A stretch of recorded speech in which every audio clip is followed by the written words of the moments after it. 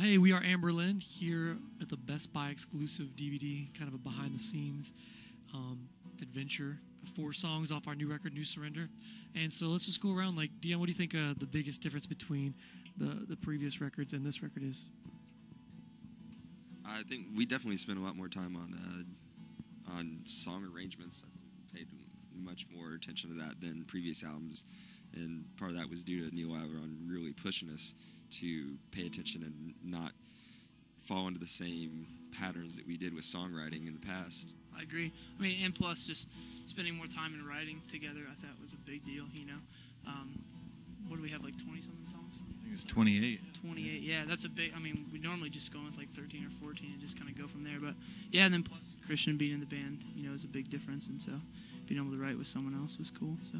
Joey, how do you feel about that, writing with Christian? Well, a lot of on the older stuff or whatever, like, you know, when we actually got to jam out stuff with Friendship for the first time since we were thrust into the studio with Blueprints, it was like just a big difference with us just playing the songs together. And then going in with Cities, there was so much planning and everything like that, but it was still, you know, a lot of songs that, you know, followed this, you know, similar formulas and stuff. So when we got in to do this record with someone that comes from a different school of thought or whatever, helping out with this stuff, it definitely kind of opens up your eyes to different ideas. What was the differences? What do you think the main differences of working with Acceptance and Anberlin writing styles? Well, I mean, right off the bat, I think Joey is a very good songwriter, you know what I mean? And he is, I guess, a very experienced songwriter. You know, he'd already written 3 albums worth of material. So, I mean, I felt blessed coming in and to be able to work with someone as talented as Joey.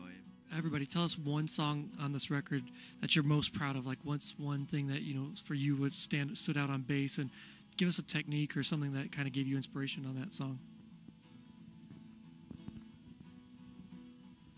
I've never thought about that, Steven. Well, I mean, I did try a few different things. One of them, on Retrace, for instance, I played the whole song with fingers, which I've never done on any of our albums before.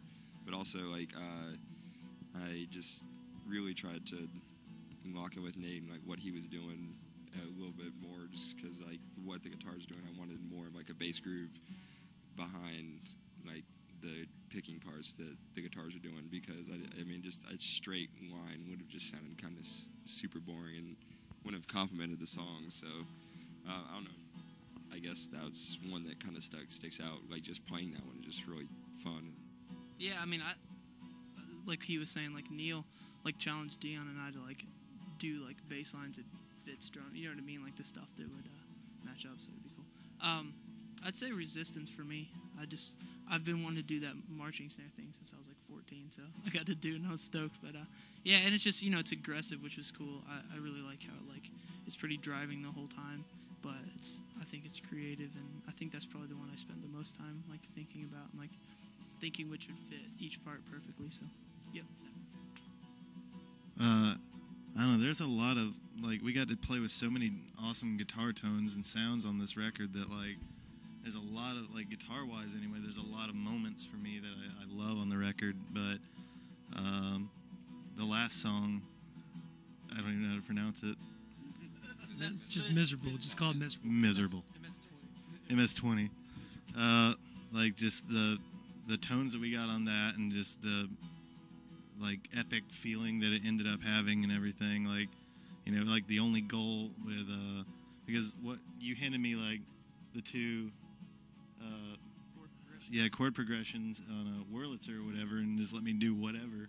So the goal was to top Finn and epicness, and I think we did that.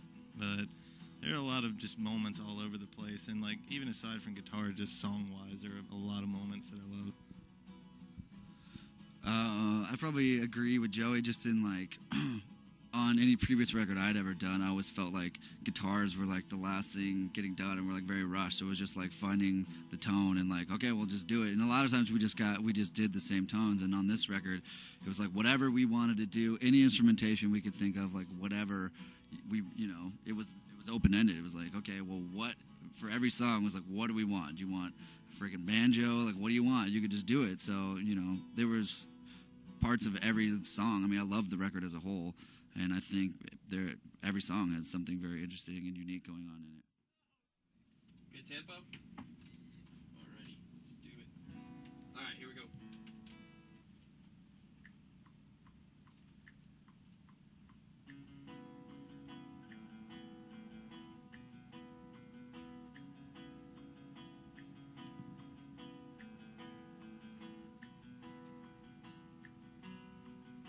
So all these years, we've experienced a lot of new and different bands and learned new and different music from each other. Going back in life, like, see, because there's people watching right now that kind of look up to Anberlin. Like, who did you look up to as far as your perspective instrument? Like, who did you try to mimic in styles? And who are some bands that you think that people out there watching this should check out? Maybe not necessarily like in the scene, but I'm saying more or less like what musicians inspired you to do what you're doing. When I first started playing bass, I started out taking lessons, and then my bass instructor moved away. That was around the time that my brother gave me an Operation Ivy, a copied tape of Operation Ivy, and that was around the time that I heard Green Day's Kerplunk, and 14 years old, that was a pretty big deal for me because up to then I was listening to whatever my parents had, so Mike Dirnt from Green Day and Matt Freeman from Operation Ivy, and then later on Rancid, those two bass players are really what shaped my early bass playing. And then later on, Jason Black from Hot Water just blew my mind when I first heard that band. So that's kind of my three, I guess, that shaped what I do. So you should listen. You probably know who Green Day is, a little band called Green Day, but you should also really listen to Hot Water music. Good old Florida boys. I'd probably say as far as style and like the whole hitting hard thing or whatever, it's probably John Bonham, Led Zeppelin. Just because he did stuff that was different too, but also he would always freaking jam, which I'd never seen any drummer that did it before them. You know what I mean? Drummers always just kind of played and sat there, but yeah, his stuff too, man. Some of those records, he just done some insane stuff. So that, and then Beatles too, more the simple side. A lot of our songs, especially older stuff, is super simple.